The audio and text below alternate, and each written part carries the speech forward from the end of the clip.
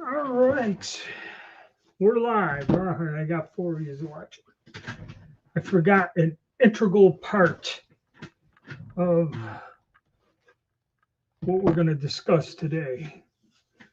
So, another Sunday, another live broadcast. Oh.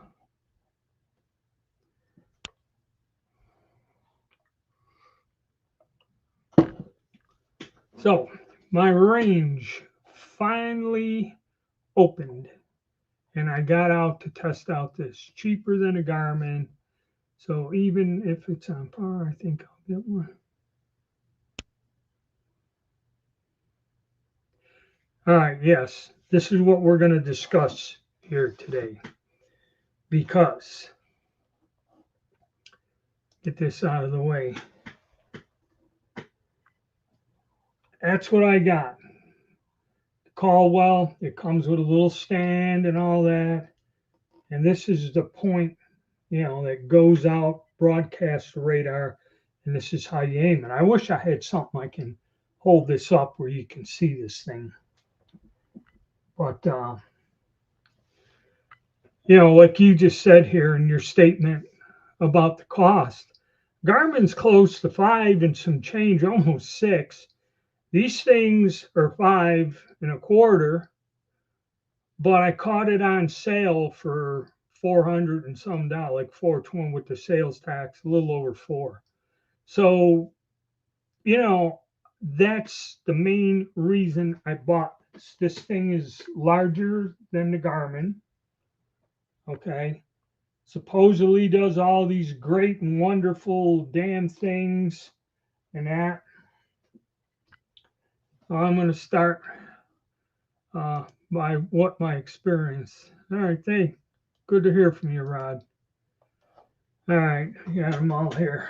Okay, so finally, in 2 months, they're just totally doing insane crap at my gun range, and they gave us a break where I think I'll have 4 weekdays. I like going on the weekdays because if I go on the weekdays very early in the morning, I have the range to myself and I can set up and, make a video where you can hear me when I test this stuff out. Okay. So, like I said about my other chronographs, they're nice, but the thing that was happening with them is even though they're well under 2, for the chronographs, they work. The models, they after a certain amount of time, I guess, I don't always measure exactly, or the blast eventually they stop working, they become very, very erroneous, and all kinds of problems. So I got 2 of them, which is about 3 bills right there piled in a garage. And by the time they start failing on me in about 2 years or maybe more, they're outdated and they're no longer made. They don't repair them. They don't have the software for them. And the problem I'm running into is everything now is going to Wi-Fi, and that's what I had to run in the beginning of this to get my phone. Okay, because I'll show you how all of this crap worked. And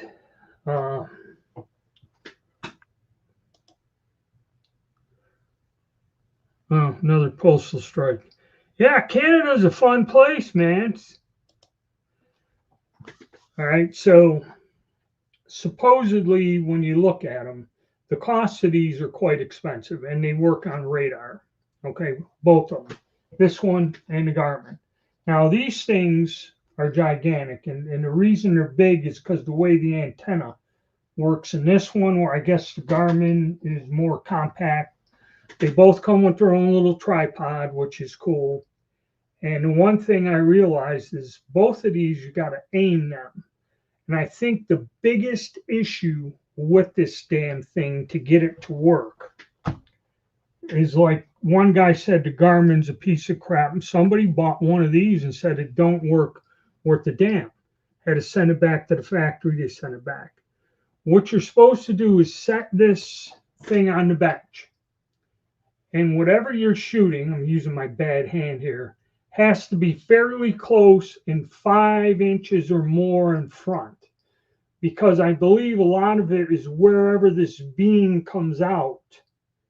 Okay, that bullet has to travel in the radar beam. And I was shooting it, I think I moved the pistol rest this way, and then I would get no readings whatsoever. Okay, so aiming this and figuring out how to position this damn thing to where it actually reads the bullets is step number 1. Okay. Now, I don't know about Garmin, but this particular unit, now I went down there early in the morning, I get there, sure enough, it's great. Somebody else has to come in. Some other gunslinger has to go into the pistol range. I was doing pistol bullets first, besides me, okay? And because of that, he was shooting right next to me. I had to use this trigger where I had to put it on the handgun. Now, it shows you in the instruction manual a picture of this thing and where the hell to put it, okay, where to put this device. And I think it's just a pressure switch. So when you tighten this Velcro strap, which with my disability and the way this thing is, my hand, and it's Velcro, and you got to like pull the locking thing back, slide this out, and the Velcro sticking to every damn thing in here. As you can see, for me to adjust this and get this to move is somewhat of a nightmare. Okay, but I did it, and it kind of works, but it's like I put it around the pistol grip, and if I touch it with my thumb, it triggers it. Okay, it's a pressure switch is what it is, I believe. So I realized I did not like this whatsoever, but I found out that if I'm in one stall at the 50-yard range and two pistol pits over, if somebody's shooting, though I can hear it, it will not activate this unit on the acoustic level. So that was good.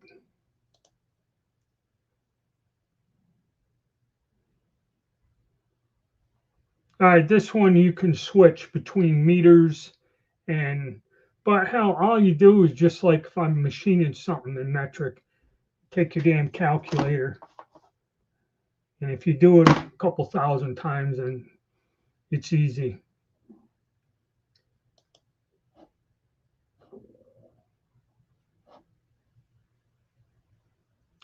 Yeah, I mean, I don't know nothing about it. All I know is the optical ones I have, Caldwell makes one that reverses it. But something tells me it's going to be the same thing. After a couple of years, okay, I'm going to need a new one. 2-3 years, I'm going to have to get another one. So I tried this radar deal. And like I said, the reason is I believe the shock waves from firing at them have something to do with wearing them out. So I figured I'd try this radar gimmick.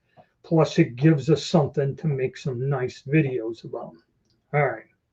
So I don't like the manual trigger or the recoil trigger. It's difficult for me to attach to the gun. It's probably it does work though, and I did take it in that mode and fired and got information on the chronograph. Okay. I think the key to all of these, and that's another thing, I made the video about influencers. Everyone tells you that this device is the greatest damn thing that they had. It's the best. It's better than a Garmin. It's this and that. It does all this. It's easy to use and it's simple. And yes, it does have features. If you put in all the information, it does do more than the optical style, them simple ones. Okay, there's more to this. It gives you calculations, and this chirp radar does give you a bullet drop at distance. Okay. Number one, this thing is calibrated to 100 yards. So aiming this, and I believe the problem is you have to get the barrel out forward of the thing to where it's in the beam. So when the bullet discharges, it is in the radar beam to when it hits. Because I was at, I'd say, less than 25 yards trying to shoot a handgun. Okay, I'm not going to shoot a handgun at 100 yards. I'm going to shoot it close, especially with light loads and all this other stuff. So there's a bit of a problem there. So we get it. I got it. I took it out to the rifle range. Now, what happened was somehow I moved this pistol at so many, and I could not for the life of me realign this or set this back. I mean, I only moved it an inch or two or just wiggled the stuff. And I could not get that thing. It would say that the acoustic would trigger it, but no bullet in the path. So I gave up. I wanted to get this stuff while I was there, and I had the time. I wanted to test my loads, get them done. And I just did it to where I shot 5 strings, and the one that's really close and that, I'm going to go with that. So that's how I decided that, the hell with the chronograph. So I went out, and I wanted to test fire some rifles. So I took the rifles out to the 50-yard range, lined it up, and it's working. Basically, I shot factory ammo through a bunch of those 308 bolt action guns and was just seeing if this thing would keep track. Now, the thing about this is when you fire it and it does register, there's a bit of a delay as it makes its calculations. About if you're going fast, you can actually rack the bolt back, get ready to take another shot, and the radar is not ready again. So you got to keep an eye on this. All right. So I'm shooting this, and I'm not moving the rest, and the guns are all reading. Then when I get to the final, the one before the final one, to where I actually have reloads that I want to keep information on, I'm firing it, and it's doing nothing. It says radar ready, and it, usually when you fire it, it triggers the acoustic trigger, and it will tell you bullet did not go in the path. Well, it wasn't saying that. Like if you move the barrel, say you're lined up and you're in the radar path, but then say you move the rest over, and now when you're shooting, it's outside of this radar path, I guess. I didn't do that. And it wasn't telling me that it was, turning on and there was no bullet. See, if you do that, you'll get that no bullet detected. Well, I wasn't getting that. And I'm like, it just stopped working after like four consecutive strings, and I reset it. I hit the button, go to the next string, and it goes like string 3 to string 4, string 5. There's a way you press the buttons. You just kind of get out of that string, hit next string, and it automatically will start a new string. So I'm like, okay. Then it's like, now it ain't working. And I'm like, this is where I got the damn reloads, and I want the information. So I shut it off, powered on, and then the thing started working again. So very, very upsetting. Okay. All right. So I get the string done, and what happens, I'll show you. Let me fire up this thing. All right.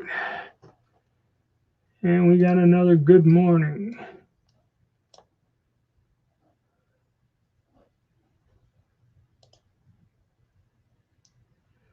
Yeah, but how much ammo do you test on it? I use the hell out of mine. Okay, and I think that's the problem. I mean, I test a lot of reloads. Okay, so we'll go over and select this. Okay, and I'll try to show you. It shows you the different strings, and I have, okay, in there. I have the information in there. And we will select the last one. And it says string 10.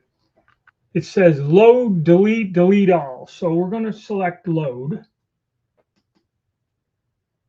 Radar paused. And there it gives you all your chronograph info. I know you can't really see that. Gives you minimum, average, max velocity. Standard deviation 38.2, extreme spread 101. So this load is no good. I don't like this thing. And let me see. Does this thing go over? Yes. If you use these side buttons, you can go over and it gives you each shot now. Each shot. And then the one thing about this gives you the dope. So it's going at 100 yards. See, and it gives you how much it would drop that bullet and everything over the distance of 400 to 600 yards. So this is a very, there's more to it than just the simple pro chronos. Okay, there's a lot more involved with this. Okay, so that's one thing I want to make sure you guys realize. I'm going to power this down. Now, so we got this thing to work. Okay, which is nice. Okay, I don't like that Velcro strap on a trigger. Now you have to, and I think, and there's no information on how to use this, but they tell you, I filed with the company and I sent my thing in for warranty and that, and then they tell you to scan and everything is on the phone. You can't do a damn thing with a desktop, okay, which kind of pisses me off. Everything is on the phone. And you got to scan the barcode and it goes there and you download the app, because it reads your phone. And you get your little Caldwell thing, you click on it, and bang, it goes to pick up. It's got my machine and the serial number there, but it's not on. I go to strings. Now, when you go to strings, and don't ask me how I do it, something to pressing a button on this and pressing a button on that, it'll show you on the unit to download this to your account. It says download to your account, and then it sends these things to my phone. Okay, and now this is where the hell it gets complicated. We'll take, which one's which? We'll go with string number 2. Okay, you click on string number 2 and you get this here. All right, it even, I guess, GPSs and gets the weather, elevation, all this other crap. Which it was 81 degrees, cloudy, and that. So yeah, it's getting the local weather from where I am. That's already in there. So it shows 10 shots, and this was one of them jacketed hollow points. It gives you all that minimum, this, and that. But see, then you have to view shots. It gives you the individual shots. Okay. And we go back. But in order to get this set up, it says firearm. So when you hit this thing for firearm, I have to have a firearm in there, which was Smith & Wesson 38 Special. Okay. So you have to put that in. Then projectile. Okay. You click the one for projectile and I put in 125 grain jacketed hollow point and the bullet diameter and all that other fun stuff. So for each different bullet, it used to be like on the Pro Chrono, you just put the weight in, all that other stuff, and it gives you foot-pounds and energy or something in the standard things. Okay, simple enough. and pretty simple.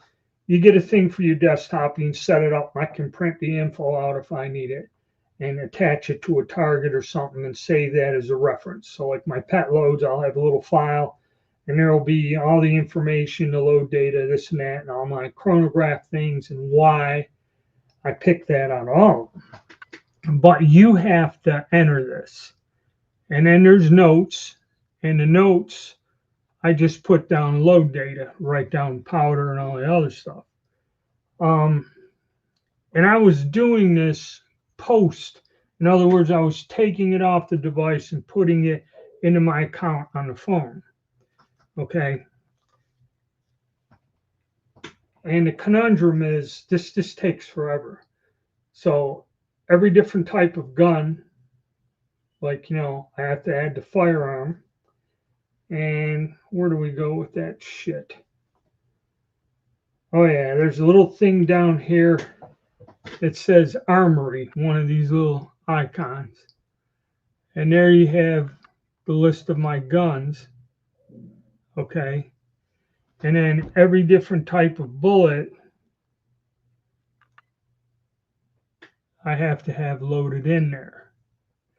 And I believe how this really does work and work properly is because I had to add all this stuff into the account on the phone.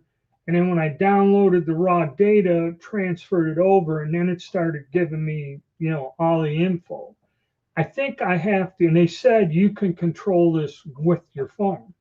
I have to open an app because I just press buttons just for half hours, drive me insane. Okay, trying to figure this nonsense out. And finally, I got one of them to say download, and they transferred the data from the unit to the phone. I think you got to open this thing, and there's no real clear instructions. I'd have to have under that Armory the firearm and the projectile loaded into my phone. And I think it can start a string. Because when I hit start string, it's all blank, but the machine isn't on ready to go. So I think, and I'll try this out next week. This is what's kind of there's no clear instruction or advice on it. I open the string on the phone, and as I shoot it on the machine, I can add all that stuff, manipulate it, and that, and maybe with them both running, save the data here. Okay, but once I have the data saved to my account, I don't know how, other than just looking at it on the phone, how to store the data. Because if you go on my hard drive over the years, all those little pro cronies, I have to have files there, in the hundreds. Okay, a few hundred individual little files listed on a terabyte hard drive. Okay, so yeah, I use this an awful lot and I store the information. If it's something you just check a load every now and again, but I and the Pro Crony used to be a pain. I'd have to make 2 trips because I could only get 9 strings in there, and sometimes I would go, depending on how old the gun is, I would shoot more than 10 strings trying to get up to the max power, or if it didn't do it in 9 and wasn't getting there, I'd have to do another. So yeah, it's not easy. Easy, my ass, easy. It's not that easy. There's no clear references. And it talks about his old school. Yeah, radar doesn't. See, so this is where now I'm like, I don't know, but like I said, if they're on the other side, if they're distance away, okay, and that sound's coming up over 2 or 3 berms, it doesn't trigger this thing. But if somebody's next to me, I think it would trigger the acoustic signal on this unit. Okay. And that's true. If you got a private place or you're by yourself or something, yeah, this is cool. But short distances and crowded range, And it's still a tricky bastard to get this lined up. And what I didn't like is I had it lined up. I was shooting one rifle, shot a string, I didn't move the unit. I didn't move the rifle rest where my bag was. Set the next gun down. Bang, bang, bang. Hey, man, it's cool. Okay. Third one. All right. And this is running. I said, all right. I shoot, nada. Don't function. Don't do nothing. It changed the string over. And I noticed that the software is working funny on this. Like I sat down, I got most of my info for the 38 caliber bullets I tested, 2 different bullets. So I put all that information in the phone and was getting my thing set up correctly. So I said, I got to go back and put in I shot my Argentine carbine. And I just whipped up a quick load with a 150 grain full metal jacket bullet. So I had to put that bullet, the diameter, all that other nonsense in there, had to put the rifle in there.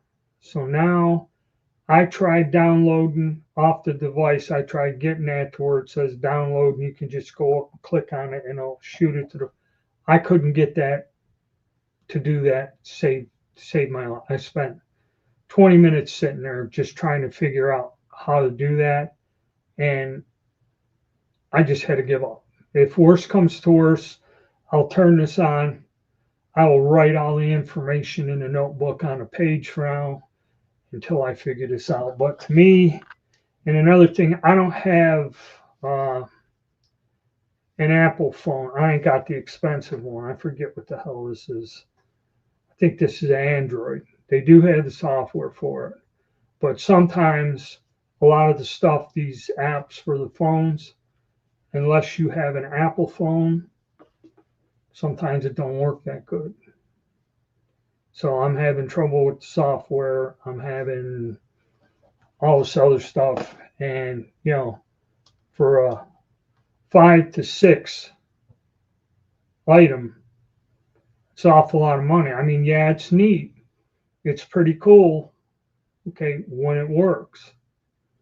And there's a lot of extra features that are not in the old-fashioned or more simpler chronographs, okay? But, I don't know. I got to work with it more. It's just been confusing. It's a pain. And if you guys are sitting on the fence, let me wait and try to figure this thing out, because there was a guy that had a Garmin, and that's what he was doing. He's testing his reloads. He got a couple of them to work, and then all of a sudden it's not registering, or it didn't register the first shot, kind of adjusted it, registered 2 shots, and then he couldn't get it to register anything. And it's pretty frustrating when you spend close to 6, and this thing's supposed to be the greatest in that, and then all the comments, well, you're not positioning right, you can't say that the Garmin's wrong, you can't say this, and all these derogatory things. Well, then make a video showing us how it works. Okay. It's crazy.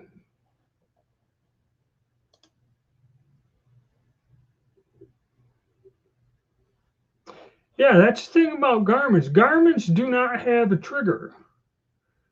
So there's got to be something in the functioning that if the bullet does not, see, the Garmin doesn't do what this does. Okay, I noticed that. When he fires and nothing happens with the Garmin, it just sits there. If this is active and it says radar is active, there's a little thing, and I fire a rifle, okay, and it doesn't detect it in the radar beam, it'll sit there and say, did not detect projectile in radar, okay, because it triggers the acoustic trigger, and the thing looks for a measurement, and then it'll do some calculations, and this will tell you that it did not see this. The Garmin doesn't do that.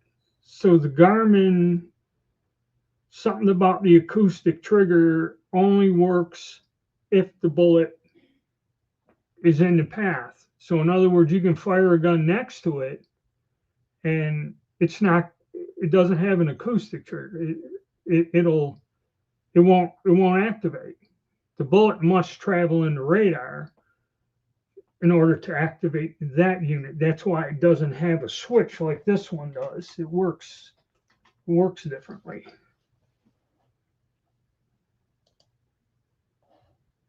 Yeah, see, that's what I'm. So if you're telling me that, then that means that it's not on acoustics. It's when the bullet travels into the radar field that activates the unit. That's why it doesn't have a trigger.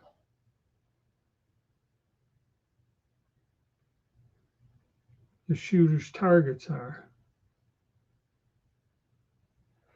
Okay, yes, because the thing about these radar, I don't know. I worked in engineering. I wasn't up there in the fun world where all this shit swirling around and reading that. It's got to start. This thing is only so wide. So whatever's being sent out must go like a cone. Okay.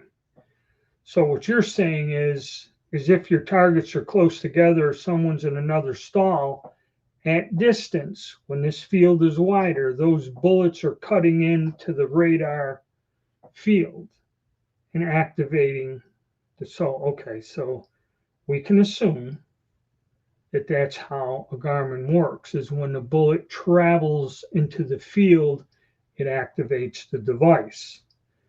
This device has the radar on. It is activated by sound, triggers it, and it can be manually activated with a pressure switch. Okay. Which acoustically is great because you just fired a damn gun and the thing starts reading if it decides to read on that string. I've had it where it didn't do that, and there was no one else. There was nobody shooting around me at that time. There was nobody on a different range or nothing. This thing just stopped functioning. Okay. So it's weird. It should have given me the message that it turned on, but the bullet was not in the radar path. Okay.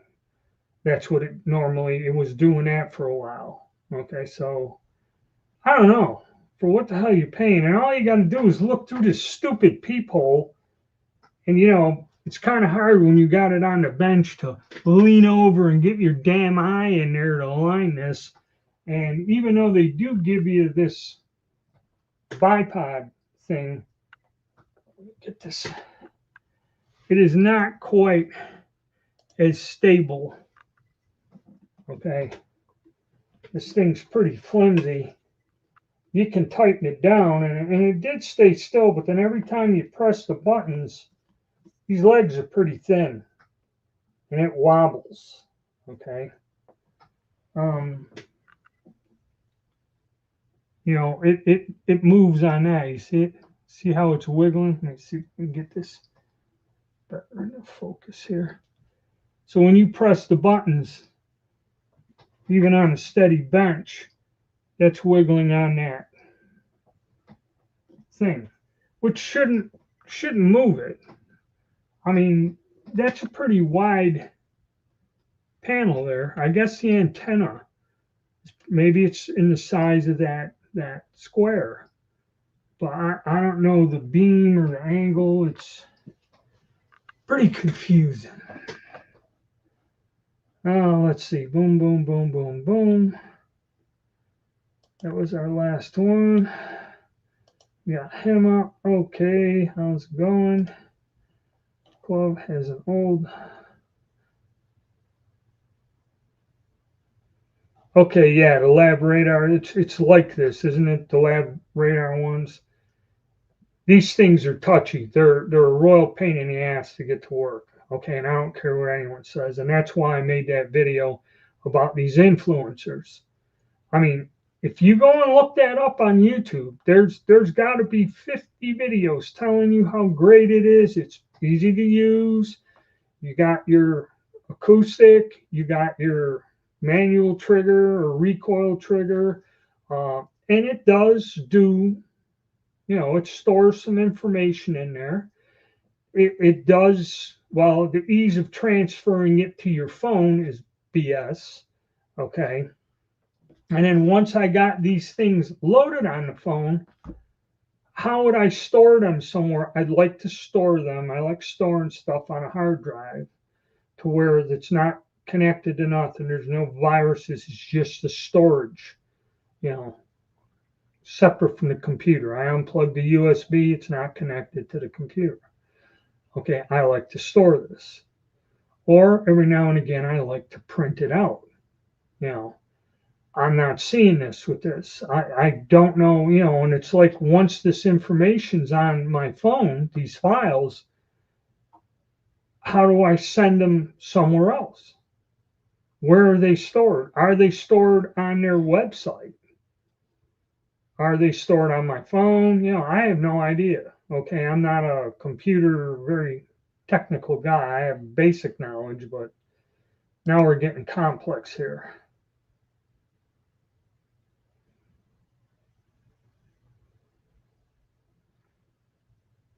All right, but did you run into issues learning how to aim this, or do you like the problems I'm saying? Okay, is once you get this thing lined up and don't move none, it appears that it works pretty good. Same with the Garmin's, but I seen a guy had problems with the Garmin. Okay, where he couldn't get stuff to register. He did get it to register. Then all of a sudden he really didn't move much or anything. He's not registering. Okay, this thing, I didn't move nothing, and it just stopped working altogether. Okay, it's not a Garmin, it doesn't work the same way. I turn it off, turn it on, take another shot, it works. So I don't know. For what you're paying for these things, they seem to be pretty touchy, kind of tricky. I mean, there's a lot of advantages to this. Don't get me wrong, other than, like the little pro chronos and that. Okay. There are a lot of advantages to this thing. It's a nice piece of equipment, but, if I have to take a college course to figure out how the hell to use it and transfer the data, or end up just looking at this thing, scribing it all down in a notebook, and then erasing it. If that's what has to happen, I guess that's it. But it is a little bit more complex than I thought, because when you're manipulating the info in the app, it won't save it unless you give it the name of a firearm, unless you tell it what the bullet is. You got to have your own little thing for the bullet with the weight, diameter, and give it a name. And see, then you put that into the string info, and then it all comes up. But like I said, then what do I do once I have it? I can jot all that horseshit down just at a glance, probably faster, and did all 10 strings, writing all that information into a notebook, transcribing it, then standing here confused and tapping on buttons and, for a half hour. So much. That's my experience with it. I know people, Garmin's a game changer and this is the greatest thing and everything. All that's all true. I'm not here to argue that. I'm just saying, when they say it's easy to use, for some people it is not. And I had somebody put a comment in one of my when I first unboxed this and looked at it. And the guy said he had the same problem. He said this thing would tell him it's not traveling in the range. Now, they just tell you to look through the peep and put the target in the center, which, okay, I got that. But somebody, when mentioning the Garmin, said you have to keep the rifle barrel as close to the unit as you can, to the left or right. So it's kind of like you have to get to where, from the side of the device, your barrel is in the range of the radar or something. I'm not quite sure. I have to fuck with this some more. And I guess I'm pressured for time. I got 2 more days to take a trip to the range, and then they're going to close the range again for another 2 weeks to 3. Okay. And that's where I got big, heavy, solid benches or cement benches. So, I'm not out in the field with a card table trying to hold all this crap up, so I can honestly test it. And plus, every time I ask my jackass friends, hey man, you got 30 acres of land, you shoot, can I come over and shoot? Oh, I'm busy. Yeah. So,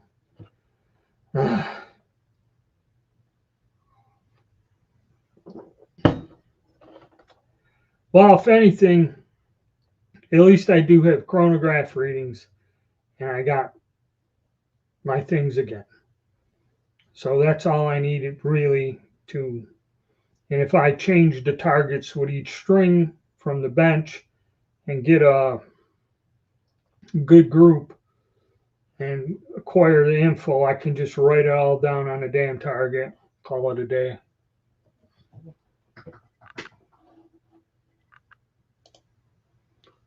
So going to.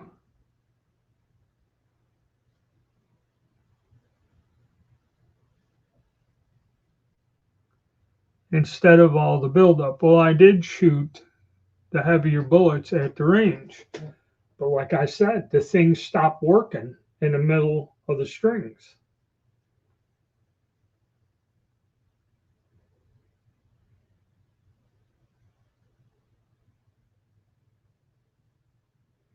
Okay.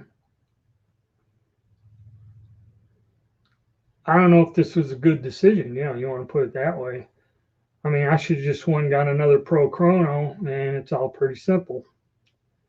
This does have some nice features to it, but trying to line this damn thing up is a nightmare. It's a constant pain in the ass.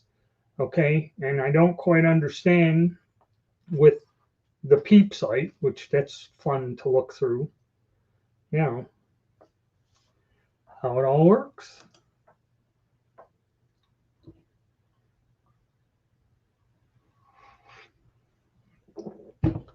And it's kind of the lack of information.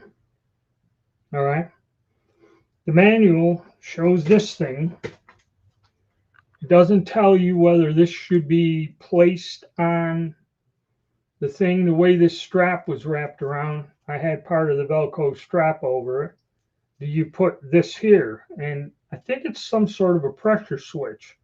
And it doesn't say that you have to, it shows you where to put it on a bow. It shows you where to put it on a rifle. And it tells you to put it on the grip of a handgun. Okay. And I think it is a pressure switch because when I had it on there, I'd squeeze the damn grip or shift my hand or something or a finger, and then it would trigger the device. And it's telling me it didn't see a bullet and I didn't fire the gun. So that's part of the learning curve. And to me, it's not that simple of a thing to figure out how to use, to be honest with you.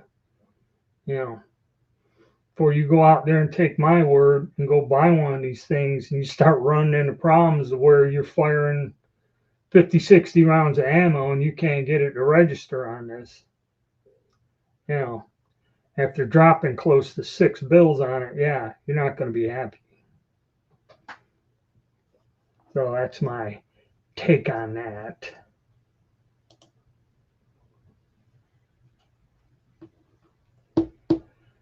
But yep, got that done.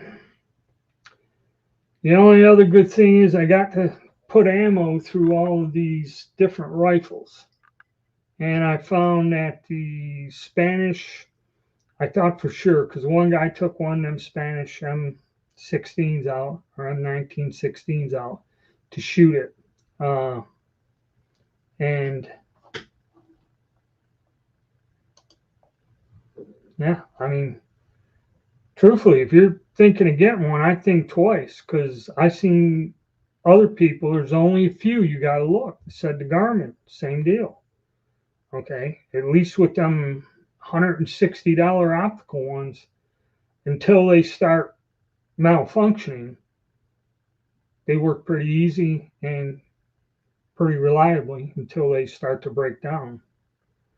You know, I mean, some people have them. It depends how much you use them. Okay, I use them quite a lot, and I think it wears them down.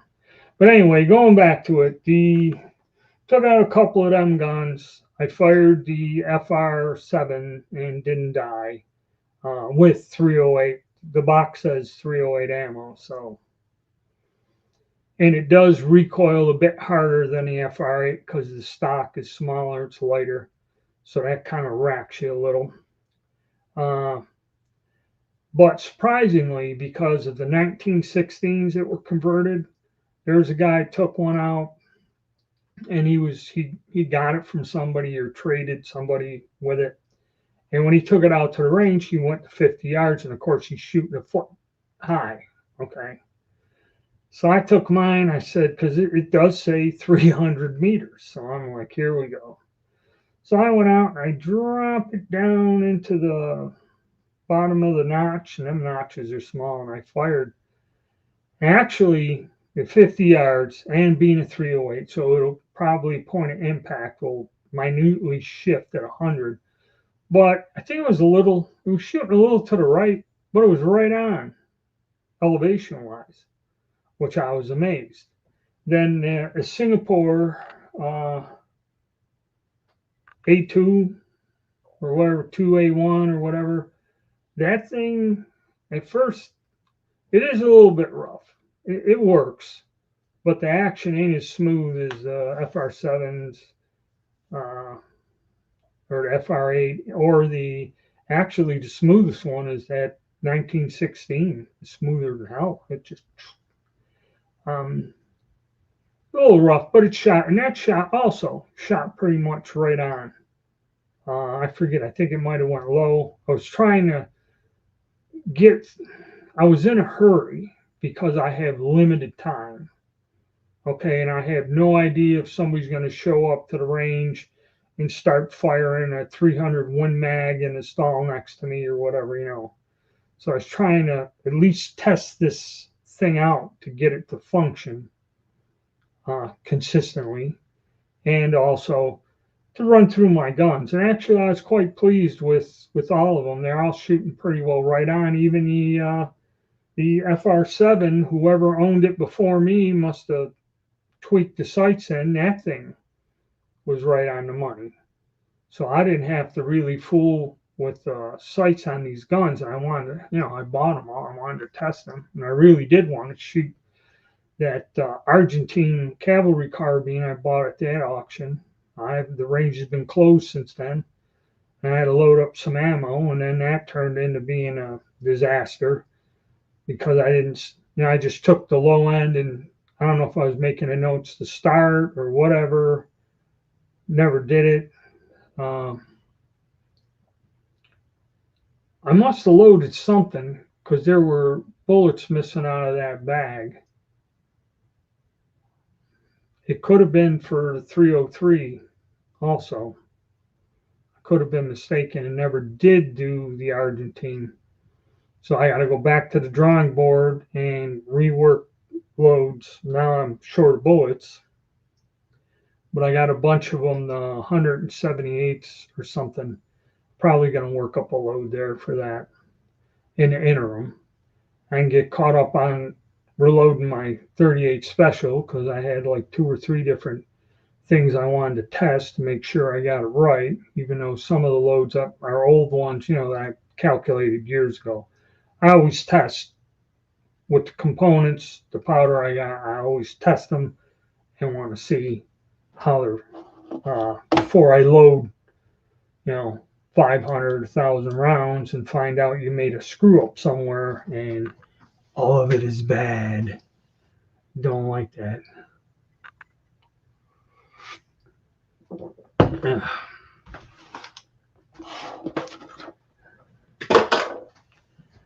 So we got one there. I'm going to do some videos on it, actually show you clear how this thing was working, how we set it up, and everything else. You know, now you're at a point for what it costs. I have to go out and try to make this thing work or figure out how the hell it works and get it to work to where it's supposed to save you time and be easy, but So, moral of the story is, you know, you should look at some, and there's very few people that actually do an objective thing. I mean, and everybody else that I've seen using this unit is shooting it at a steel plate out to 75 to 100 yards. Now, the instruction manual says could be used at closer ranges, but I don't know. But there is, you got to get used to it. It isn't right out of the box.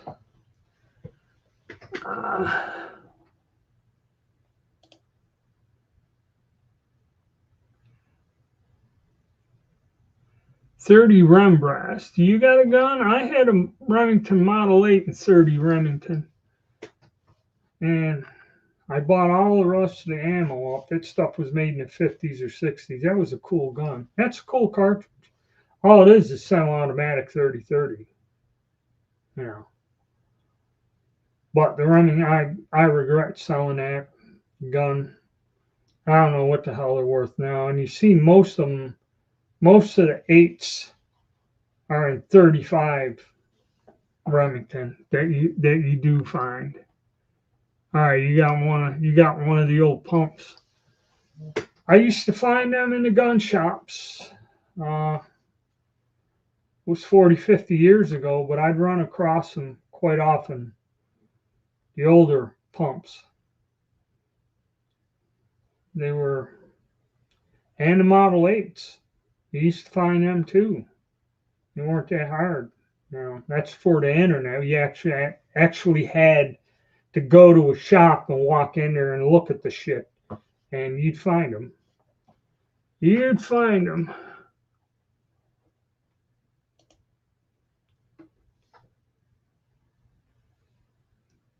Yeah, the Model 8s are nice, and when they do pop up, they're all usually 35 Remington, and then the auctions, just like I was saying about the amount of money, it is, you know, it's a lot.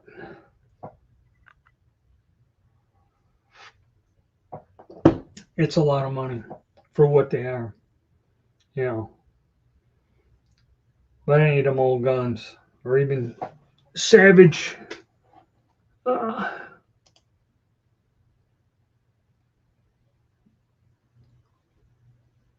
25 Rem. Yeah, that's another one of them cartridges. And Savage lever actions were also popular. They were made in Utica. I know people that had them for years. They had them in 308. They had them 300 Savage, I think, was real popular. I remember a lot of them floating around. That was a popular gun at one point in time. 25 Rem. But a lot of them cartridges that they made back then, people don't even know, heard of them. 22 250, that was one.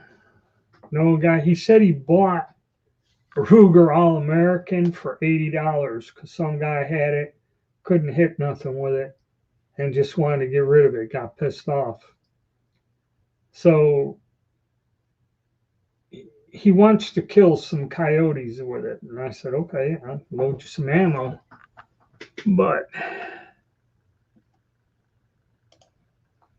M99 is a 250 300. That one, 250 300.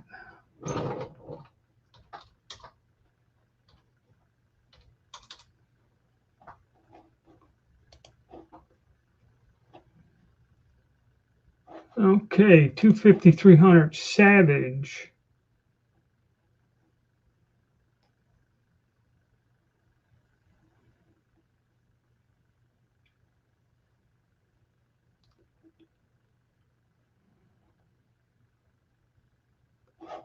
Yeah, that was all the fun stuff.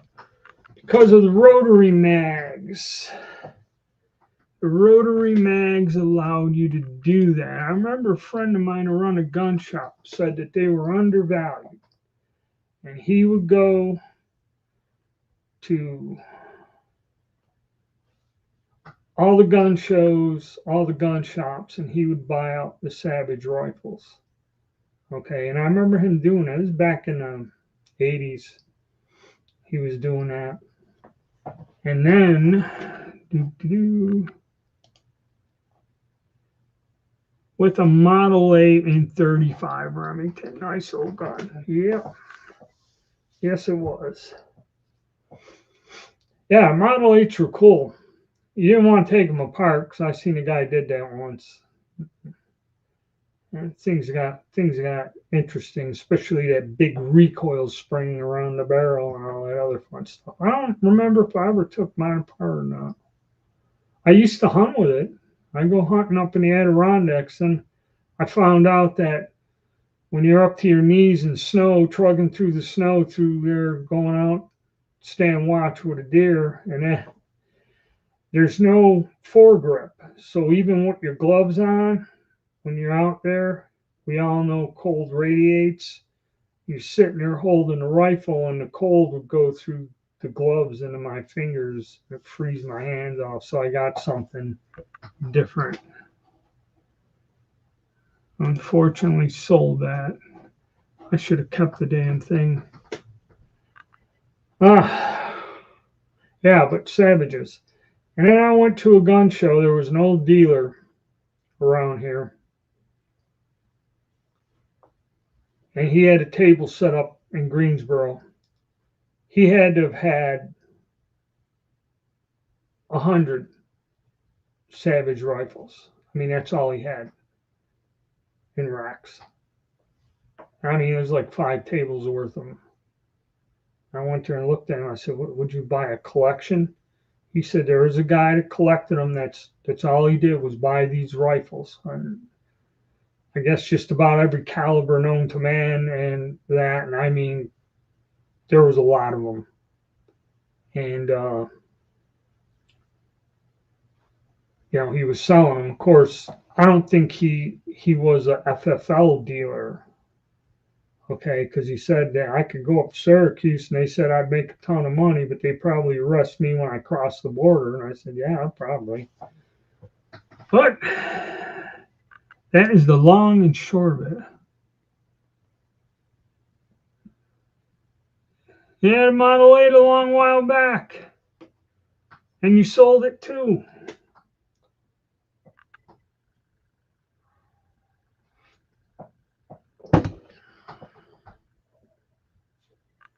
You sold it too.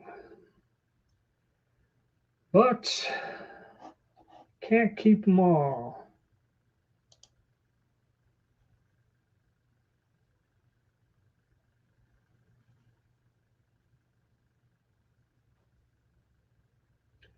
Yeah, I never owned a 99.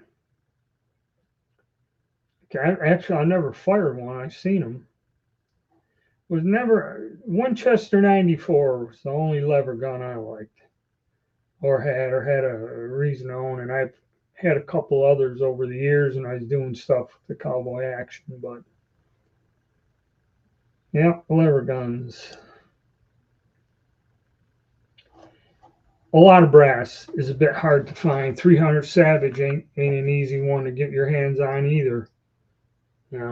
That's a damn thing. 30-40 Craig. I remember I bought a couple of them guns. I decided to go out and shoot them. You can't find ammo. You can't find brass. Brass was going for over $1 a case or something at the time. I'm like, what the hell?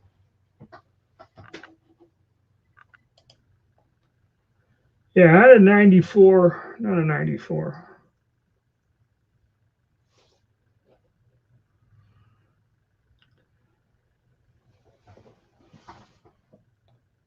I had a Winchester Trapper in 44 Magnum with a 16-inch barrel.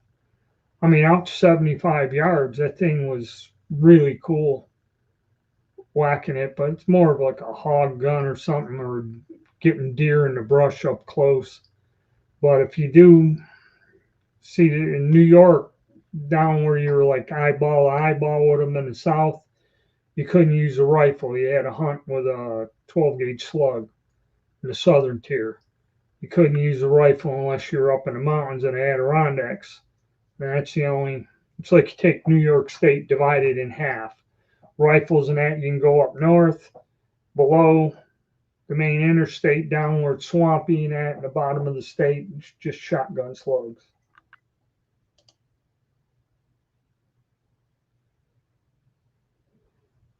Yeah, they made them in all different kinds of calibers. It was a very interesting rifle.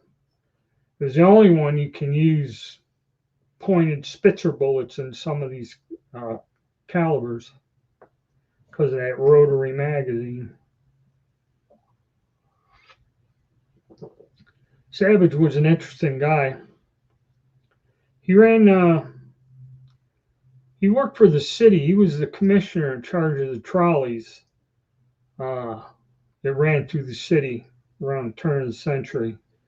And then he decided to open Savage Arms, which they just recently tore the complex down. That turned into a big thing.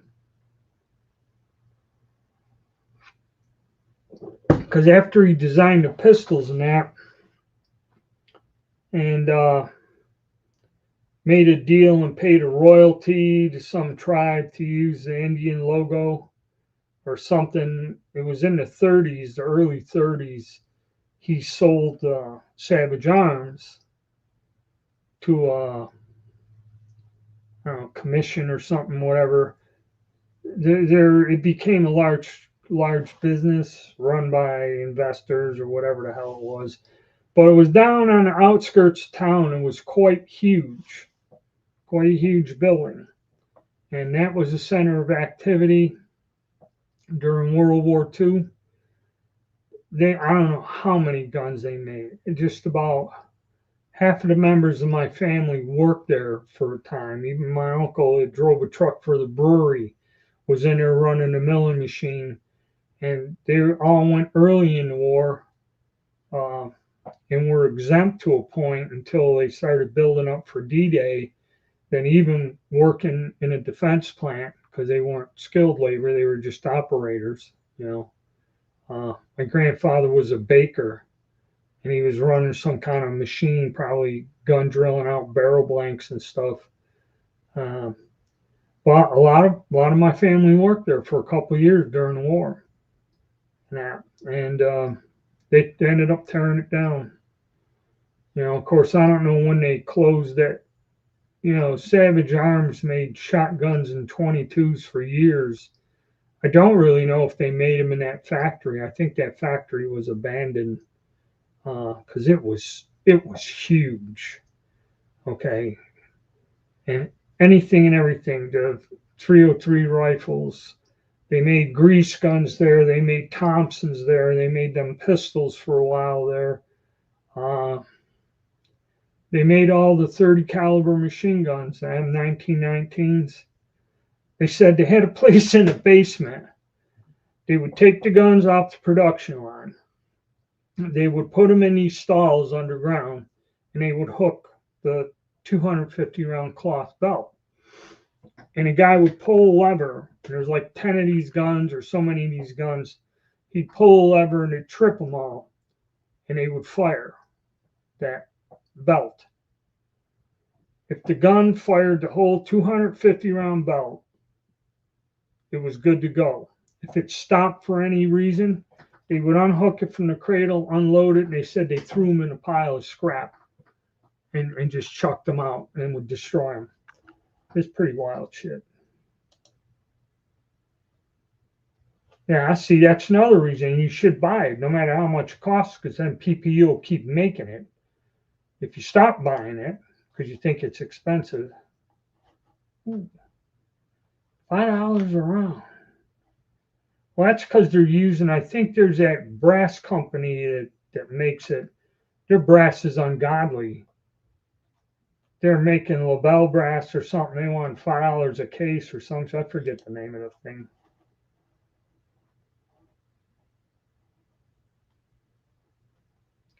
What? You don't like paying $120 for a pound of gunpowder and, you know, 40 cents for a primer?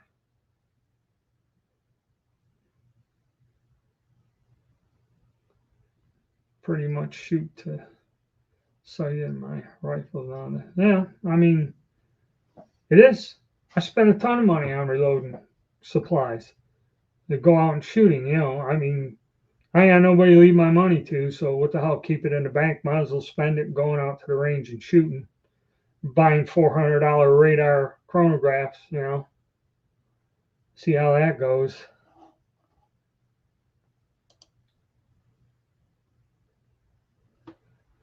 Uh,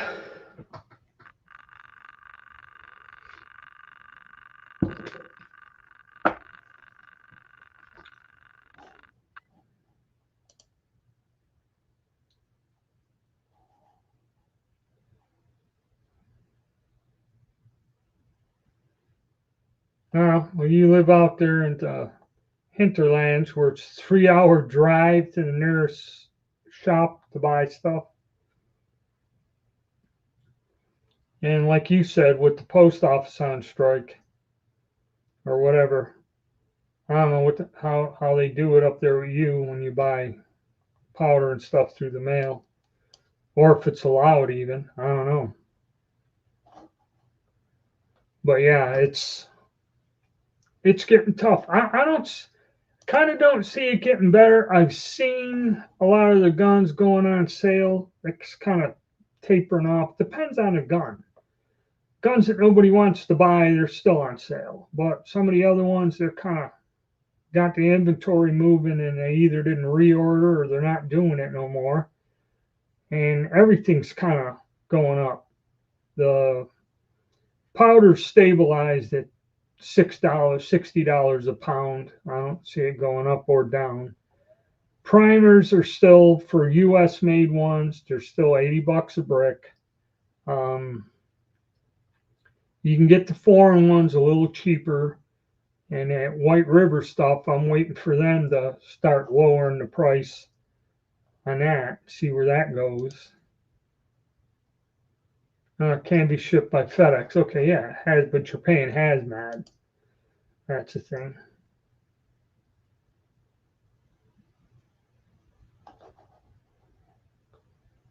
Alberta, most of you are in the Maritimes.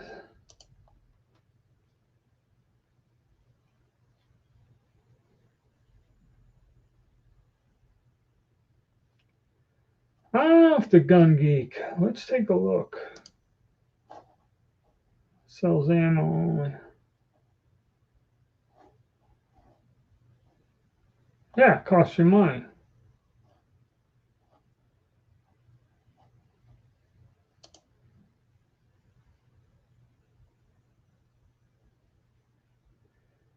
Yep, the Long Branch, the building is still there, correct?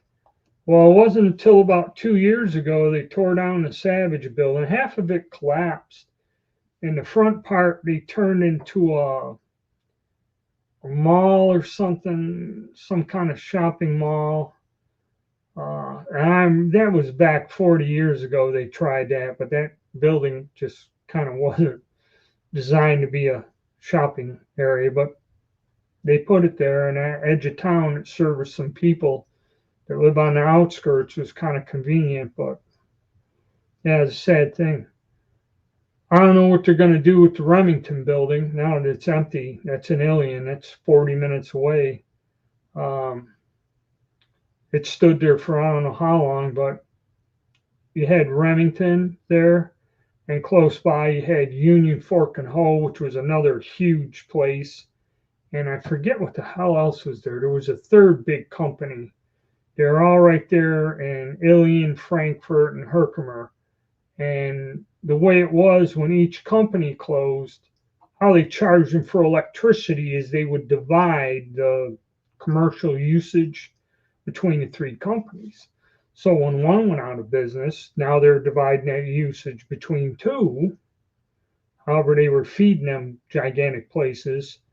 And Union Fork and Hoe said, we can't afford the prices. We're going to have to close because of that.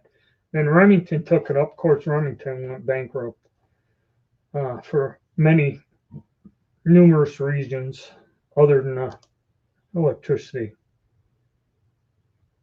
Okay, so they got something in the building. All right. See, that's the thing. I don't know.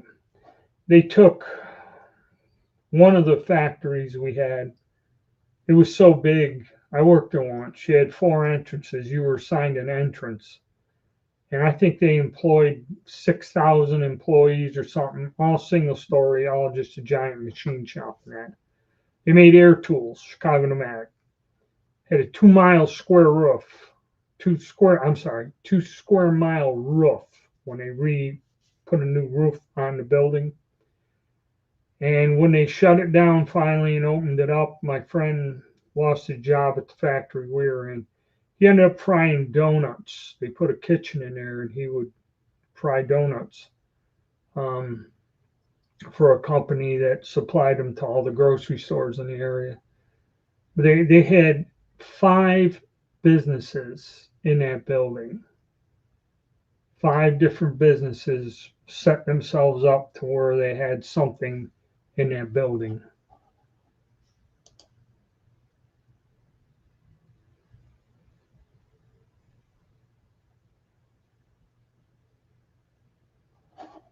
Let's take a look. I don't know what. I haven't heard much from him either. Let's see.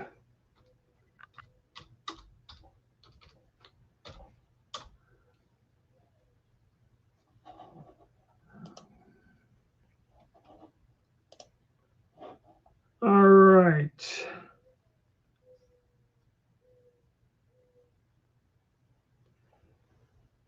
All right, the Gun Geek. CCI Quiet 22 ammo 2 weeks ago. Okay, he has herring in paprika sauce 13 days ago. Spanish 28 gauge muzzleloading shotgun 8 days ago. And scaly canned sardines 2 days ago. And 380/200 Mark II bullets 2 hours ago. So he posted one a couple hours ago. So he's still there. I'm surprised he hasn't chimed in. Yeah, I mean, people watching, people still contact me. I mean, sitting on my damn back porch eating a can of sardines and telling me how great they are and how they make some kind of Portuguese lunch. One guy was telling me he gets a certain type of bread and put it on there and gave me a very detailed explanation of how this is a tasty treat in his country or something. I mean, people do get into it. I liked it when he used to go get all that old Coleman camping gear he'd find somewhere. He had a toaster that actually toasted bread or something, and he got it working, toasted bread, and then fry some spam on a Coleman grill, or camping grill or something, and then make a sandwich out there in the yard. And it was pretty funny. But I liked it when he used to get all that antique camping stuff and demonstrate it.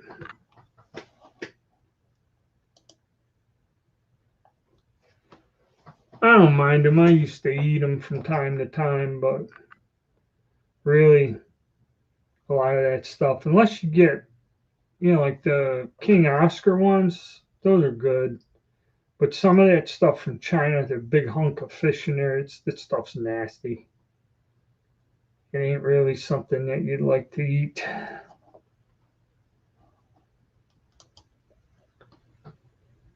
Yeah, so I forget what the guy was telling me. Something about sardines on some kind of bread or something. He was eating, he just, I can't, it was so many years ago, I can't remember. That's what he was into.